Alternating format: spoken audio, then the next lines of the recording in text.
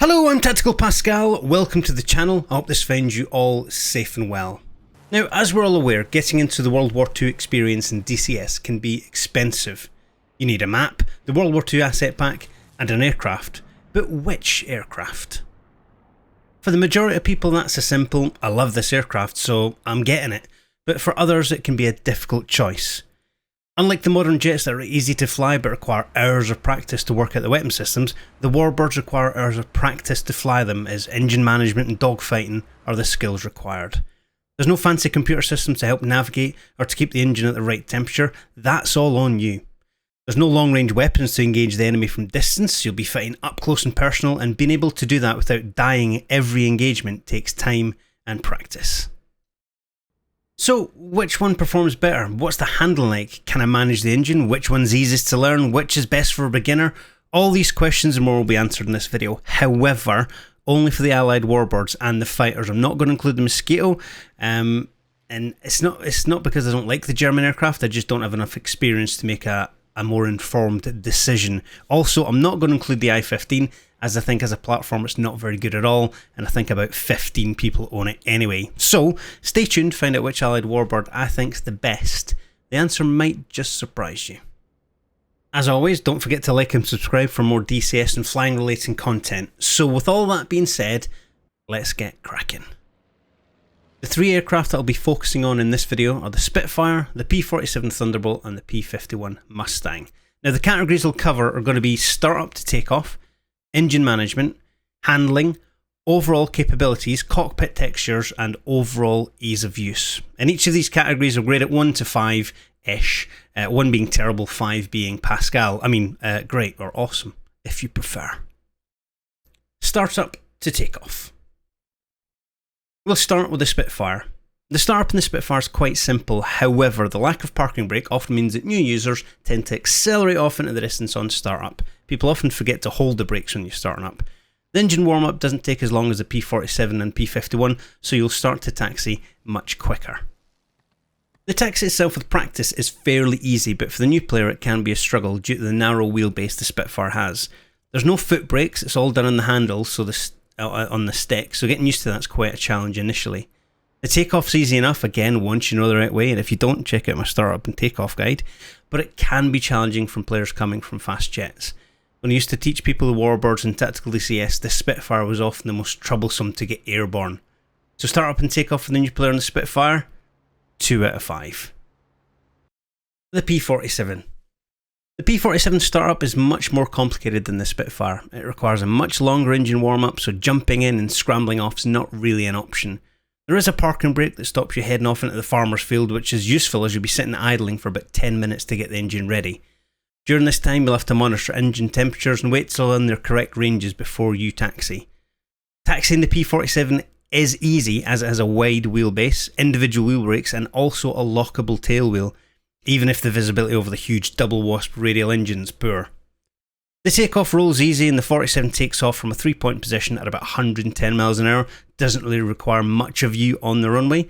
Startup to take off in the P-47 for new players decent, probably 3.5 out of 5. On to the Mustang. The P-51 has an easy startup sequence that allows the new player to jump in and get airborne quite quickly. Not as quick as the Spitfire, but still quicker than the P-47. There is a parking brake to stop potato field trips, and it's got a wide wheelbase like the 47. Its lockable tail wheel and individual wheel brakes make it easier than both the Spitfire and the Thunderbolt. Taxiing simple, the view is better than the 47, although like the other Warbird you're still going to have to taxi left and right to see where you're going. The takeoff roll is uneventful and you'll get airborne with little input other than rudder and steering when the engine torque kicks in. Startup to take off in the P-51, easiest of them all, 4 out of 5. Engine management. We'll start again with the Spitfire. Once you're airborne in the Spitfire, keeping the engine under control is easy. You have to control the throttle and the RPM. If you stay not above 28 on the RPM with a boost of 12, you're not going to cook the engine. You can go higher than that, but that's where the problems lie. You'll damage the engine and become a glider. For the newer player, the Spitfire engine management is quite simple, although you do have to watch it in a dogfight. 4 out of 5. The P-47. Engine management in the P-47 seems like a dark art initially. I've read a fair number of posts from people who struggle to manage the double wasp and its temperatures. For the newer player, it's a challenge. You have to manage the oil cooler, the intercooler and the cowl flaps to control the oil temperature, carburetor temperature and the cylinder head temperature. Sometimes you need to fly faster to get it cooler, sometimes you need to fly slower and adjust certain switches and so on. But once you learn it, the process can be simple, but for the rookie pilot, monitoring and adjusting the systems to keep the engine cool while flying in formation or dogfighting or performing ground attack missions can be some of the most challenging flying they'll do in DCS. Engine management for the P-47, a difficult 2 out of 5. The P-51. Engine management in the P-51 is much less complex than the P-47, however, it requires more attention than the Spitfire. Having to manually adjust the settings of the cooling systems during a fight is a challenge, but nowhere near that of the 47, but difficult for the new player nonetheless. There are certain ranges for the RPM and manifold pressure that are easy to learn, but keeping the temps down when zooming around the sky fighting 190s and 109s can prove difficult and distracting for some, so engine management in the Mustang, 3 out of 5. Handling. The Spitfire handles like a dream when it's airborne. It turns on a dime and is easy for the new player to get to grips with. It's easy to handle at both fast and slow speeds, and it is forgiving. It can be harder to judge the slip angle as the indicator is different from most aircraft, but overall it handles very well and is very forgiving for the new player. A solid 4 out of 5. The P-47 is not as nimble as the Spitfire. Now this is down at the fact the jug is absolutely enormous. However, it is unmatched in the dive. At slow speeds you have to be careful not to stall out in the turn. In fact, any turns below 130 miles an hour can be hazardous to your simulated life, as one of the wings is going to stall out and you'll crash. At high level and high speed it is excellent, but low and slow you're just asking to be shot down by a plucky German, or you're just going to crash yourself. Satisfactory 3 out of 5. The Mustang. Many people's favourite for its performance in all areas. It can climb like a champ and it's got a decent turn rate, although not as good as the Spitfire, but decent enough. It has a tendency to stall the wing that's in the inside of a turn due to its laminar flow design, but there's a telltale whistle that the stall is about to happen. Now a pilot familiar with this can compensate easily. A very good 4 out of 5. Overall capabilities. The Spitfire is good in a dogfight. It can't climb as quickly as its opposition aircraft, but it can outmaneuver anything in the turn. Its weapons aren't as great as it lacks the punch of other aircraft, and there's only a fixed sight, no gyro. It's also very flimsy, taking little damage and being turned into broken bits of metal. It can carry bombs, but it's not really what it's designed for, it's not great at it, and it can't carry any rockets. So ground attack, 1 out of 5, dogfighting, 4 out of 5, survivability, about 2 out of 5, so overall we're looking at 7 out of 15 in its overall capabilities. The P-47 at high level and high speed is an absolute monster. Its boosted 2000 horsepower engine means it can mix it up with anything and everything the enemy has to offer at high level. If anyone dives away from you, they're going to be caught and easily dispatched with the 850 caliber machine guns that you can use with a gyro sight. However, low and slow it's poor and you'll be easy picking for a veteran and rookie Axis pilot alike. It excels as an air-to-ground fighter bomber carrying rockets and bombs aplenty and is currently unmatched in such a role in World War II DCS. It can take a hammering from the enemy and still get you home, as shown in nearly all of my P-47 Wolfpack campaign videos. Ground attack, 5 out of 5. Dogfighting, 3 out of 5, again situation dependent because it's awesome at high level. Survivability, 4 out of 5, given as an overall 12 out of 15. The Mustang. The P-51 is jack of all trades, master of none in DCS. It can carry rockets and bombs, but not as well as the P-47 can. It can climb like a champ, but it can't turn as well as a Spit. It can take more hits than a Spitfire, but it's not as rugged as a Thunderbolt. It's as multi-role capable as a DCS World War II aircraft can be. You can mix it up with the Germans in PvP dogfighting, but you can also be easy pickings if you don't manage your speed effectively. Ground attack, solid 4 out of 5, dogfighting 4 out of 5, but survivability, 3 out of 5. Overall then, 11 out of 15. Cockpit textures. Now even though this is the place you're going to spend most of your simulated time in, I'll make it brief.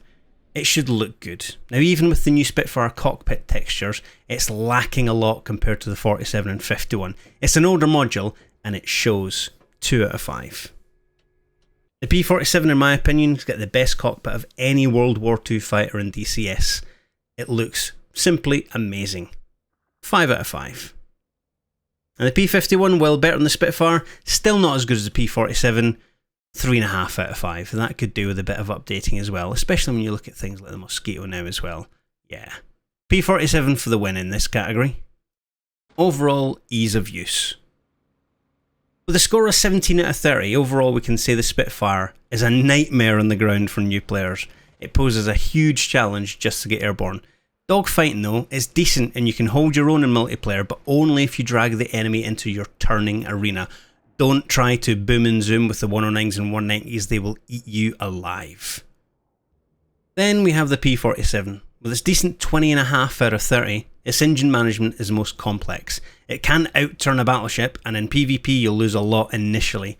It handles well on the ground, but low and slow, it's a virtual death sentence.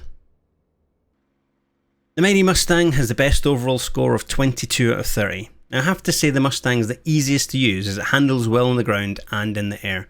It can perform better than its contemporaries, and its engine doesn't need to be as babied as much as the P-47s. For a new player, it's easy to use with a variety of roles that it can do, and you'll be able to hold your own online in PvP dogfights. Even with those scores, I have to recommend something else. Now, of course, I'm an ex-RAF fighter controller. The Spitfire would be my natural choice because Battle of Britain, Spitfire is in our blood. However, my recommendation is the P-47. When you master its engine systems, when you use the correct tactics and fight at a high level, and when you come home riddled with bullet holes but still flying, it'll make you smile. It's not as pretty as the others, it's not as manoeuvrable, but man alive, when you get it right, it's the best feeling in simulated combat. So go on, treat yourself, get the P-47, lose a lot, cook the engine a lot, and then practice, practice, practice, and become an absolute terror in the Thunderbolt. Thank you very much for taking the time to watch. Of course, let me know in the comments below what you think about the comparisons and if you get any hints or tips for other players to get started in the World War II aspect of DCS. Again, what's your opinion? Am I talking absolute nonsense? Let us know in the comments and then it'll help people make a better judgment. Ultimately, most people are going to choose the aircraft that they want the most. Now, I wanted the Spitfire the most, but flying the P-47, it is absolutely amazing. Of course, don't forget to like and subscribe, and until next time, Tactical Pascal, out. Mayday, mayday, mayday. I can't make it back to the coast. I'm gonna ditch it in the drink. Can anyone receive? 1, 2, 3, 4, 4, 3, 2, 1.